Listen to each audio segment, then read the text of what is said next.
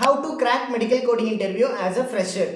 மறுநாள் காலையில் நீங்கள் இன்டர்வியூ அட்டன் பண்ண போகிறீங்கன்னா முந்தின நாள் நைட்டில் இருந்தே நீங்களும் தூங்காமல் கூகுள் சர்ச் இன்ஜினையும் தூங்க விடாமல் how to crack medical coding interview அப்படின்னு ஓவர் நைட்டில் கீபேடை தேயிற அளவுக்கு உங்களுக்கு என்ன கொஸ்டின்லாம் தோணுதோ எல்லாத்தையும் சர்ச் பண்ணி ஏனோ தானோன்னு காலையில் போய் இன்டர்வியூ அட்டன் பண்ணி எத்தனை பேருக்கு இந்த இன்டர்வியூ ரிஜெக்ஷனில் முடிஞ்சிருக்கு. ஸோ இன்டர்வியூ அட்டன் பண்ணிவிட்டு ரிஜெக்ட் ஆனதுக்கப்புறம் ஒரு 1 வீக்குக்கு முன்னாடி இருந்தே ப்ரிப்பேர் பண்ணியிருந்தா செலக்ட் ஆகிருப்போமோ அப்படிங்கிற ஒரு தாட் உங்களுக்கு வரலாம். இப்போ ஒன்றும் லேட் ஆகலை, உங்களுக்கு உண்டான டைமிங்கும் இருக்குது, நிறைய ஆப்பர்ச்சுனிட்டிஸும் இருக்குது. ஸோ இந்த வீடியோ ஃபுல்லாக பார்த்துட்டு ப்ராப்பராக ப்ரிப்பேர் பண்ணிவிட்டு சக்ஸஸ்ஃபுல்லாக இன்டர்வியூ அட்டன் பண்ணுங்கள், எல்லாமே சக்ஸஸ்ஃபுல்லாக முடியும்.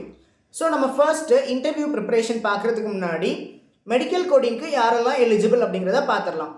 ஃபர்ஸ்ட் ஒன், நீங்கள் ஒரு லைஃப் சயின்ஸ் கிராஜுவேட்டாக இருக்கணும். Example zoology, microbiology, biochemistry, pharmacy, nursing, இதே மாதிரி கிராஜுவேஷன் நீங்கள் கம்ப்ளீட் பண்ணியிருக்கணும். அப்படி இல்லைன்னா உங்களுடைய யூஜி ஆர் பிஜியில் நீங்கள் லைஃப் சயின்ஸில் ஒரு சப்ஜெக்ட் எடுத்து படிச்சிருந்தீங்கன்னா இந்த மெடிக்கல் கோடிங் ஜாபுக்கு நீங்களும் எலிஜிபிள்.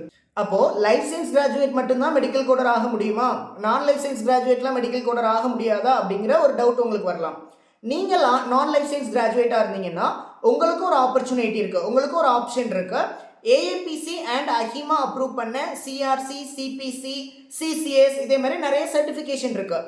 இந்த சர்டிஃபிகேஷனில் ஏதாச்சும் ஒரு சர்டிஃபிகேஷன் நீங்கள் கம்ப்ளீட் பண்ணியிருந்தீங்கன்னா நீங்களும் மெடிக்கல் கோடர் ஆகலாம்.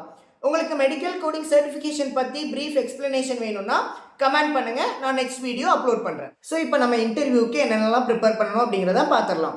ஒரு ஸ்டார்ட் அப் கம்பெனிலேருந்து டாப் எம்என்சி கம்பெனி வரைக்கும் இன்டர்வியூ பேனலை 3 செஷனாக கண்டக்ட் பண்ணுவாங்க. First one MCQ, second one technical round, third one HR round. இந்த எம்சிக்யூவில் உங்களுக்கு என்னென்னலாம் கேட்பாங்கன்னா general anatomy and physiology, second one medical terminology, third one some கம்பெனிஸில் உங்களுடைய ஸ்கில்ஸ் அண்ட் நாலேஜை அனலைஸ் பண்ணுறதுக்காக ஆப்டிடியூட் கொஸ்டினும் கேட்பாங்க. So second round is technical round. Technical round full and full உங்களுக்கு வெர்பல் கம்யூனிகேஷன் தான் இருக்கும். ஸோ ஃபர்ஸ்ட் ஒன், உங்களுடைய செல்ஃபை நீங்கள் எவ்வளோ அழகாக ப்ரெசென்ட் பண்ணுறீங்க அப்படிங்கிறத அனலைஸ் பண்ணுவாங்க. ஸோ செல்ஃப் இன்ட்ரோடக்ஷன் ப்ராப்பராக ப்ரிப்பேர் பண்ணிவிட்டு நீங்கள் இன்டர்வியூக்காக போங்க. Second one basic anatomy and terminology. 12 body system இருக்குது. அந்த 12 பாடி சிஸ்டமில் ஏதாச்சும் ஒரு சிஸ்டம் எக்ஸ்பிளைன் பண்ண சொல்லுவாங்க. அப்படி இல்லைன்னா அவங்களா ஸ்பெசிஃபிக்காக ஒரு சிஸ்டம் சூஸ் பண்ணிவிட்டு அந்த சிஸ்டமை எக்ஸ்பிளைன் பண்ண சொல்லுவாங்க. Third one medical terminology. Medical terminology medical கோடிங்க்கு ரொம்ப ரொம்ப important. So medical terminology prepare பண்ணாமல் நீங்கள் மெடிக்கல் கோடிங் இன்டர்வியூக்கு போயிடாதீங்க.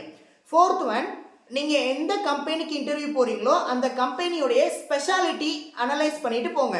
ஃபார் எக்ஸாம்பிள் ஹெச்சிசியாக இருக்கலாம், அப்படிலாம் இடியாக இருக்கலாம், இஎன்எம்மாக இருக்கலாம், ஐபிடிஆர்ஜி கோடிங்காக இருக்கலாம். ஸோ இப்போ எக்ஸாம்பிளுக்கு நீங்கள் ஹெச்எஸ்சி கோடிங்க்கு போகிறீங்கன்னா ஐசிடி பற்றி உங்களுக்கு நாலேஜ் இருக்கணும், ஐசிடி கைட்லைன் பற்றி உங்களுக்கு நாலேஜ் இருக்கணும். இப்போ இடிக்கு போகிறீங்க, இஎன்எம் ஸ்பெஷாலிட்டிக்கு போகிறீங்கன்னா சிபிடி நாலேஜ் அண்ட் சிபிடியோடைய கைட்லைன் நாலேஜ் வந்து உங்களுக்கு இருந்துச்சுன்னா கொஞ்சம் பெட்டராக இருக்கும். Third one HR round. இந்த ஹெச்ஆர் ரவுண்ட்லேயுமே உங்களுக்கு உங்களுடைய செல்ஃப் இன்ட்ரோடக்ஷன் கேட்பாங்க, அலாங் வித் ஸ்கூலிங் அண்ட் உங்களுடைய ஃபேமிலி டீட்டெயில்ஸ் அண்ட் உங்களுடைய பேக்ரவுண்ட், உங்களுடைய நேட்டிவ் எங்கே, இது எல்லாத்தையுமே என்ன பண்ணுவாங்க கேட்பாங்க. ஓகேவா? ஸோ உங்களுடைய செல்ஃப் இன்ட்ரோடக்ஷனை வந்து அழகாக நீங்கள் என்ன பண்ணிடுங்க, ப்ரெசென்ட் பண்ணிடுங்க. ஓகேவா? செகண்ட் ஒன், உங்கள் ரெஸ்யூமில் என்ன மென்ஷன் பண்ணியிருக்கீங்களோ அந்த மென்ஷன் பண்ண ஈச் அண்ட் எவ்ரி பாயிண்ட் உங்களுக்கு இம்பார்ட்டன்ட். ஓகேவா? ஸோ எல்லா பாயிண்ட்ல இருந்துமே அவங்க என்ன பண்ணலாம், கொஸ்டினை மேக் பண்ணலாம். ஓகேவா? ஸோ நீங்கள் இன்டர்வியூக்கு போகிறதுக்கு முன்னாடி உங்களுடைய ரெஸ்யூமை நீங்களே ஒன் டைம் என்ன பண்ணிக்கோங்க, கோ த்ரூ பண்ணிட்டு போங்க. தேர்ட் ஒன், உங்களுடைய கம்யூனிகேஷன் ஸ்கில்ஸை அனலைஸ் பண்ணுறதுக்காக அவங்களே ஒரு டாபிக் கொடுத்து உங்களை பேச சொல்லுவாங்க. ஸோ அதுக்கு ப்ரிப்பராக இருங்க.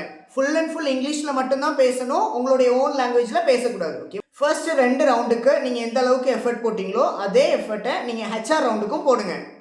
ஒரு கம்பெனிக்கு உங்களை ஹையர் பண்ணுறாங்கன்னா அந்த கம்பெனிக்கு எந்த அளவுக்கு நீங்கள் ரெஸ்பான்சிபிளாக இருக்கீங்க அப்படிங்கிறத அவங்க அனலைஸ் பண்ணுவாங்க.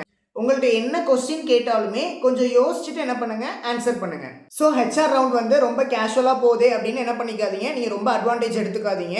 ஏன்னா ஹெச்ஆர் ரவுண்ட் வந்து ரொம்ப ரொம்ப இம்பார்ட்டன்ட். ஈவன் நீங்கள் வந்து எம்சிக்யூவில் செலக்ட் ஆகிருப்பீங்க, செகண்ட் லெவல் டெக்னிக்கல் ரவுண்ட்லேயும் செலக்ட் ஆகிருப்பீங்க. பட் ஹெச்ஆர் ரவுண்டில் ரிஜெக்ஷன் ஆகிறதுக்கு சான்சஸ் இருக்குது. அப்படி ரிஜெக்ஷன் ஆகி நிறைய பேரை நான் பார்த்துருக்குறேன். ஸோ ஹெச்ஆர் ரவுண்ட் ரொம்ப ரொம்ப important.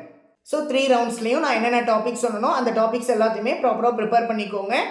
Each and every topics பற்றி நான் உங்களுக்கு ப்ரீஃபாக வீடியோஸ் அப்லோட் பண்ணுறேன். அது வரைக்கும் stay sparkling with me. Bye.